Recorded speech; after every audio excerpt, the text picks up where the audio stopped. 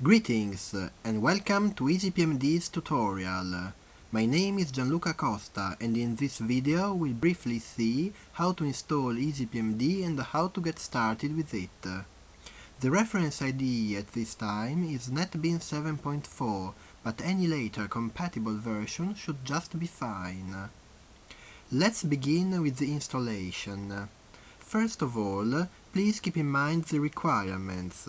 EasyPmd can currently run only on NetBeans 7.4 or later, based on Java 7 or later, but the updated requirements are always reported on EasyPmd's homepage. In most cases, if you are using a stable version of NetBeans, EasyPmd should already be available within the plugin list provided by the IDE itself, so the installation process is generally very simple. More precisely, click on the Tools menu, then on Plugins. Select the Available Plugins tab, tick the checkbox next to EasyPmd, and click on the Install button.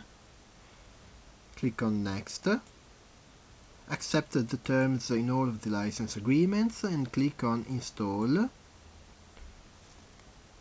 The plugin is downloaded. In order to proceed, you might have to confirm a dialog asking to accept the self-signed certificate provided by the plugin.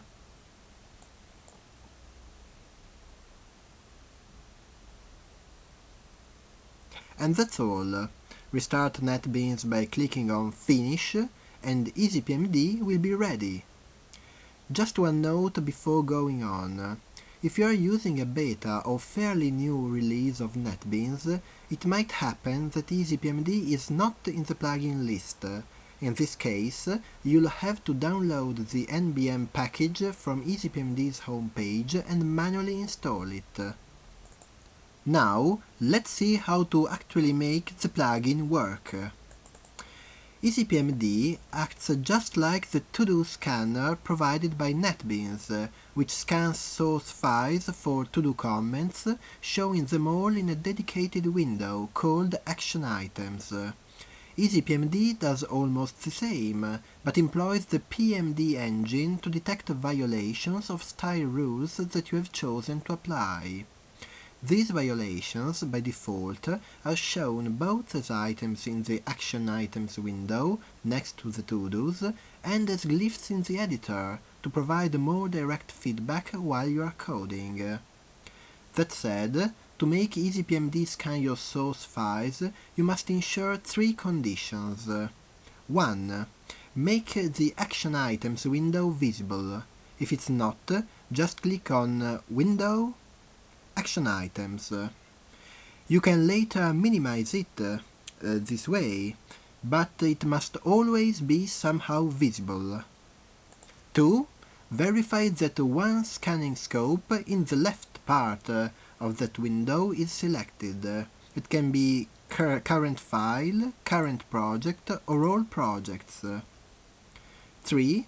Check that the Filter button is not in pressed state, which means that no filters should be applied to the action items.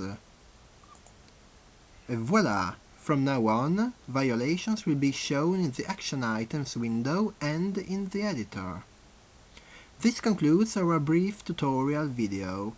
Please remember that more detailed instructions can be found in the online help integrated with the NetBeans help system. To consult it, just click on Help Contents, then select one of the topics under the EasyPmd related book. Thanks for watching. Goodbye.